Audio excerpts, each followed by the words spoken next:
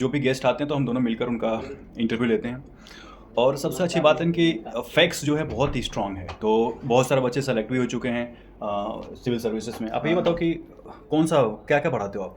मैं पॉलिटी पढ़ाता हूँ, इकोनॉमी पढ़ाता हूँ, करंट अफेयर्स पढ़ाता हूँ। ये 3 सब्जेक्ट पे काफ़ी इनका स्ट्रांग होल्ड है।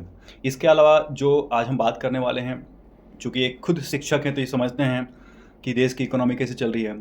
जो मयूर भाई, जो ट्रम्प का बयान है वो कहता है कि इंडिया की इकोनॉमी डेड है, इस पे क्या क्या लगता है, डेड है? देखो यार, डेट अगर होती तो जो इतनी इन्वेस्टमेंट आ रहे हैं, एफडीआई आ रहा है, वो आया नहीं होता। यूएसए से ही बहुत सारे लोग जो है वो यहाँ पे इन्वेस्ट कर रहे हैं। खुद ट्रम्प इन्वेस्ट कर रहा है, ट्रम्प टावर बना रहा है, तो वो पाकिस्तान में क्यों नहीं बना रहा है? अगर डेड इकोनॉमी है तो उसको पता है ना भाई, वहाँ पे कब फुट जाएगा पता नहीं चलेगा। ट्रम्प टावर उसका यहाँ तो भी सेफ है और यहाँ उसकी अच्छी खासी ग्रोथ होने वाली है।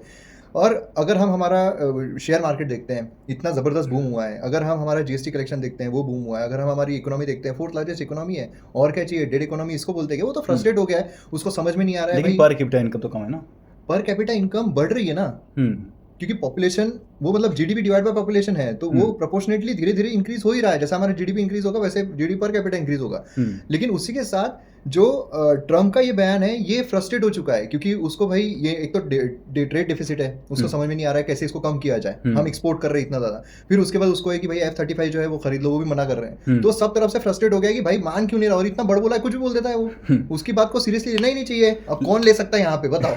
राहुल गांधी ले सकते हैं, लेकिन एक बात है कि खुद कंट्राडिक्टरी है। मतलब एक तरफ जब ट्रम्प बोलता है कि ट्रेड डिफिसिट है, यानी कि हम ज़्यादा व्यापार कर रहे हैं, हम ज़्यादा एक्सपोर्ट कर रहे हैं, हम पैसे उससे अमेरिका से कमा रहे हैं, ये खुद इस बात का गवाही देता है कि हम डेड इकोनॉमी नहीं है, फंक्शनिंग और वाइब्रेंट इकोनॉमी है। और दूसरी चीज़ ये है कि अगर 10 साल 15 साल का आप डाटा देखोगे तो जो अमेरिका की जीडीपी ग्रोथ है 2 या 3% से ऊपर नहीं दिखेगी। वहीं अगर इंडिया का देखोगे 6 या 7%, कभी कभी 10% पे हम जाते हैं, 9% पे भी जाते हैं।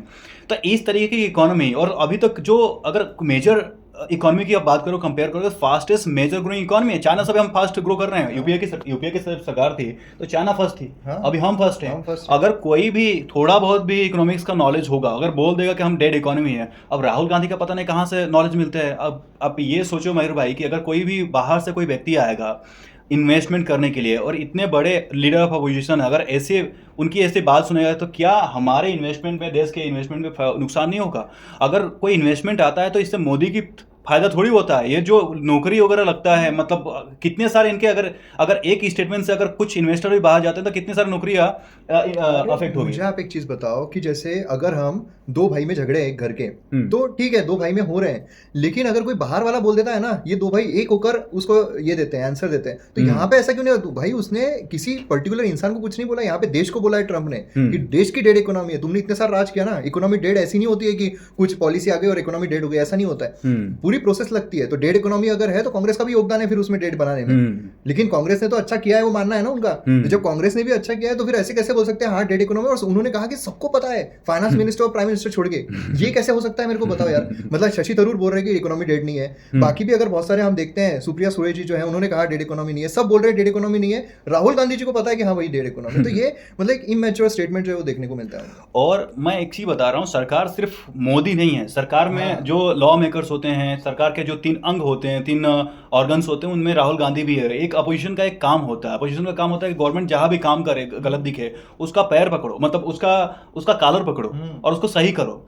यहाँ पर जो हमारे देश के अपोजिशन है उनका ये काम है कि जो भी जहां भी मौका मिले कूद जाओ और जो पॉलिटिकली बेनिफिट्स है वो लो। अरे आपका काम एक देश में कंट्रीब्यूशन करना है। अगर आपके सहयोग से अगर इन्वेस्टमेंट आ रहा है तो उसको लाइए। ऐसा मत कीजिए कि आपके पॉलिटिक्स के चक्कर में जो देश में इन्वेस्टमेंट आने वाला है वो बाहर चले जाए। हाँ एग्जैक्टली। और जो इतना एफडीआई आ रहा है उससे फायदा किसको हो रहा है? पूरे देश को हो रहा है। खुद राहुल गांधी जी को हो रहा है ना। 2014 में जो उन्होंने इन्वेस्टमेंट किया था मार्केट में, अभी उनका कितना हो गया है? पहले लाखों में था, 80 लाख था उनका, अब उनका 8 करोड़ पहुंच चुका है। तो फायदा उनको भी हुआ है ना मार्केट से। फिर नहीं तो क्या? तो यही और क्या हो सकता है इसमें? डेड इकोनॉमी नहीं है ये बताने में और कौन सी चीज जो है वो हो सकती है? अब इससे बड़ा सबूत क्या ही चाहिए? इससे बड़ा सबूत क्या हो सकता है? और इससे बड़ा सबूत अगर कोई मतलब हो तो वो मतलब यही हो सकता है कि भाई जो बेरोजगारी है कांग्रेस पार्टी में